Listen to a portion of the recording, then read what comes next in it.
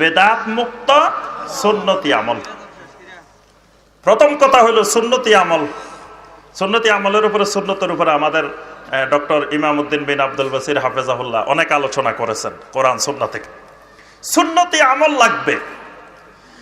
সমস্ত ইবাদত কবুল হওয়ার মাপকাঠি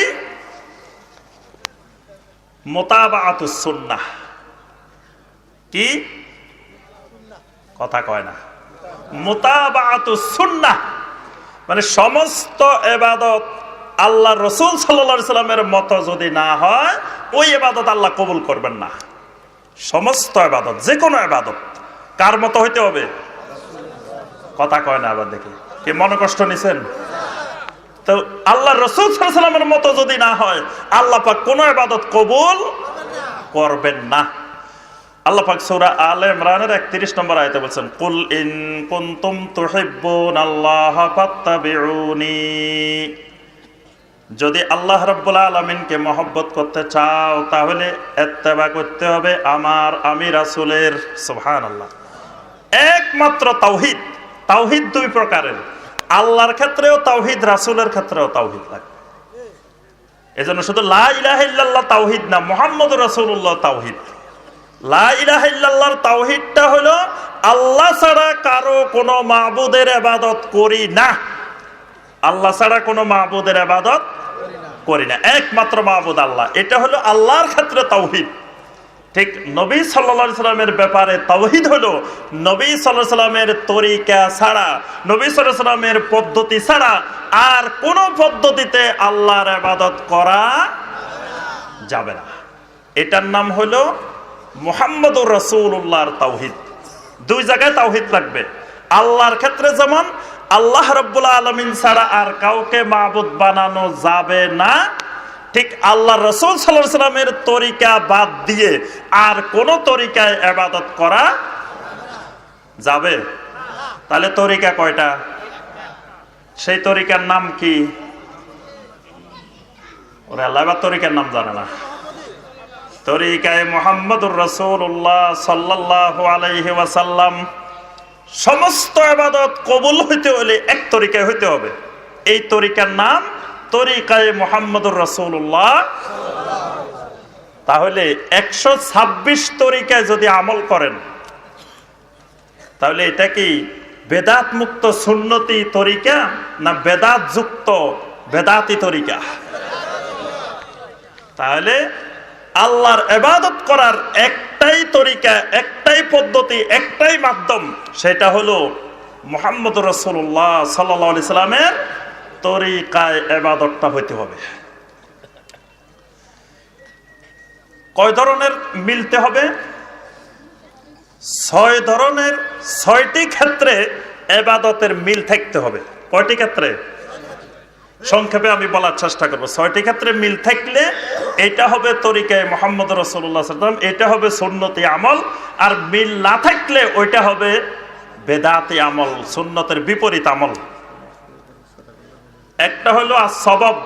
সববের মিল থাকতে হবে। সবব, সবব মানে কারণ। নামাজ কয় ওয়াক্ত? জি, 5 ওয়াক্ত। এখন আমি যদি 6 ওয়াক্ত বানাই, নামাজ না বাড়াইলাম, অসুবিধা কি? খারাপ জিনিস বাড়াইছি? বললাম যে আল্লাহ পাক 50 ওয়াক্ত থেকে কমাই 5 ওয়াক্ত করছে, তো অসুবিধা কি? আমরা 5 ওয়াক্তের জায়গায়, শোনেন, এই মুরাদনগরের সবাই মিলে আমরা 6 ওয়াক্ত পড়ি ডেলি। 1 ওয়াক্ত বাড়াই, খারাপ কি? আমরা নামাজ না 1 ওয়াক্ত বাড়াইছি, আল্লাহ আরো খুশি হবেন? হবে কেন? মানবেন না কেন? আমি খারাপ কি করছি? এটা হাসানা, বেদাতে হাসানা করছি আমি। কি বলেন? এটা হাসানা না? এটা তো সুন্দর। নামাজ পড়া কি খারাপ নাকি? নামাজ পড়া খারাপ কাজ? সাইয়া নাকি নামাজ পড়া? নামাজ পড়া কি হাসানা, সুন্দর। এটা তো বেদাতে হাসানা। আমি নামাজ 6 ওয়াক্ত পড়বো প্রতিদিন। কেন?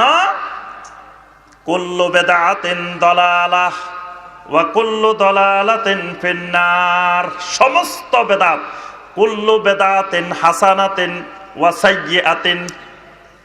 এটা যদি বেদাতে হাসানাও হয়, বেদাতে সাইয়্যাও হয়, সবগুলাই দলালাহ। কারণ ওই তরিকায় মুহাম্মদ রাসূলুল্লাহ সাল্লাল্লাহু আলাইহি ওয়াসাল্লামের তরিকা হইল নামাজ 5 বার, 6 বার বানানো যাবে না। জিন্সের মধ্যে মিল থাকতে হবে। জিন্স মানে একই জাতি, একই ধরনের। যেমন কোরবানি করতে হয় কয়টা, কোন ধরনের পশু দিয়ে? বাহিমাতুল আনআম দিয়ে, চতুষ্পদ জন্তুর মধ্য থেকে যেগুলো বাহিমাতুল আনআম, যেমন গরু, ছাগল, উট। এখন আমি যদি বলি ঘোড়া দিয়ে কোরবানি করি, আমরা সবাই ঘোড়া দিয়ে কোরবানি করা যাবে? ঘোড়াও তো এইগুলার মতোই, জি করা যাবে? যাবে না কেন? তরিকায় মুহাম্মদ রাসূলুল্লাহ সাল্লাল্লাহু আলাইহি ওয়াসাল্লামের মধ্যে নাই, এটা সুন্নতের বাহিরে। কাদারের ক্ষেত্রে মিল থাকতে হবে। কাদার মানে পরিমাণ, পরিমাণে মিল থাকতে হবে। পরিমাণে মিল মানে যেমন জুমার নামাজ আল্লাহ রাসূল সাল্লাল্লাহু আলাইহি ওয়াসাল্লাম কয় রাকাত পড়তেন? এটা কিন্তু যুক্তি মিলে নাই। প্রতিদিন যোহর পড়ি 4 রাকাত, জুমা হওয়ার দরকার 8 রাকাত। কি বলেন? প্রতিদিন অফিস খোলা, এত ব্যস্ততা, শুক্রবারে ছুটি, এই দিন তো জুমার নামাজ 8 রাকাত হওয়ার দরকার। সেই জায়গায় উল্টা কমে গেছে, 2 রাকাত হয়ে গেছে। এখন ইমাম সাহেব খুতবা দিলেন সুন্দর করে, সম্মানিত মুসল্লিয়ানে কেরাম, আল্লাহ রাব্বুল আলামিন আমাদের প্রতি অনেক ইহসান করছেন। আল্লাহ পাক আমাদের কষ্ট হইব মনে করি আল্লাহ পাক 4 রাকাতের 2 রাকাত বানাইছেন। আমার ভাইয়েরা, আজকে যেহেতু আমাদের সময় আছে, আমাদের ছুটির দিন, আমরা সবাই সুন্দর করে বসে আছি, সেজে গুজে আসছি, 2 রাকাত পড়ি যাবো না। আমি ইমাম সাহেব বিরাট বুজুর্গ, অনেক বড় আলেম, আমি আপনাদেরকে বললাম সবাই মিলে আমরা 4 রাকাত জুমার নামাজ পড়ি। পড়বেন সবাই? এত সুন্দর করে শুদ্ধি বলছি খতিব সাহেব, আবার কত খারাপ কাজের কথাও বলি নাই, হাসানার কথা বলছি। নামাজে না পড়বো, খারাপ কিছু করবো নাকি? গালিগালাজ করবো নাকি? খারাপ কাজ করবো নাকি? নামাজ পড়বো। এত ওয়াজ এত সুন্দর করে করলাম, তারপরেও কই পড়বে না। কেন পড়বেন না? এটা তরিকায় মুহাম্মদ রাসূলুল্লাহ সাল্লাল্লাহু আলাইহি ওয়াসাল্লামের মধ্যে নাই। আমার রাসূলের তরিকা হলো 2 রাকাত। সুতরাং 2 রাকাতের বেশি পড়লে এটা কি? বেদাত। এটা বেদাত হবে, এটা বেদাত মুক্ত সুন্নতি আমল হবে না। কাইফিয়া, 4 নম্বরে কাইফিয়া, ধরন মানে ওযুর ক্ষেত্রে আল্লাহ রাসূল সাল্লাল্লাহু আলাইহি ওয়াসাল্লাম আগে দুইতেন মুখ, তারপরে হাত, তারপরে মাথা মাসা, তারপরে পা। আমি যদি উল্টা করি, আগে পরে করি, ওযু হবে? কেন? সব তো ধুইছি, সবে তো ঠিক করছি। কিন্তু আল্লাহ রাসূল সাল্লাল্লাহু আলাইহি ওয়াসাল্লাম যে ক্ষেত্রে যেভাবে করছেন সেইভাবে না করলে বাতিল। আল মাকান, স্থানের ক্ষেত্রে মিল থাকতে হবে। আল্লাহ রাসূল সাল্লাল্লাহু আলাইহি ওয়াসাল্লাম আরাফাতের ময়দানে হজ করছেন। আমি যদি কই আরাফার ময়দানে হজ অনেক কষ্ট, টাকা বেশি খরচ হয়, কি বলেন? 4 লাখ টাকা লাগে আরাফাতের ময়দানে যাইতে। আমি যদি কই ভাইরা শুনেন, আমাদের এখানে মুরাদনগরের এক বিরাট ময়দান আছে, এত দূরে কষ্ট করে যাওয়ার দরকার নাই, 10 জিলহজ আমরা এখানে বসে হজ করে ফেলি, হবে? কেন হবে না? এটা গরিবের হজ, গরিব যাইতে পারতেছে না, কষ্ট করি এত দূরে 4 লাখ টাকা খরচ করি, এই জন্য মুরাদনগরে বানাইলাম, অসুবিধা কি? হ্যাঁ, হজ হবে? কেন হবে না? আল্লাহ রাসূল সাল্লাল্লাহু আলাইহি ওয়াসাল্লামের তরিকায় বাংলাদেশে হজ নাই। হজ কোথায়? আরাফার ময়দান। আচ্ছা, আল্লাহ রাসূল সাল্লাল্লাহু আলাইহি ওয়াসাল্লাম যেখানে দোয়া করার সময় হাত তুলছেন, সেখানে হাত তোলা কি? যেখানে তোলেন নাই, হাত তুললে অসুবিধা কি? আমরা যখন বাথরুমে ঢুকি, টয়লেটে ঢুকি, দোয়া পড়ি না? হ্যাঁ। তো সুতরাং দোয়ার ক্ষেত্রে হাত তুললে তো ভালো জিনিস, খারাপ কিছু না। তো সুতরাং টয়লেটের সামনে গিয়ে কেবলামুখী হয়ে 2 হাত তুলে আল্লাহ রাব্বুল আলামিনের কাছে দোয়া করি।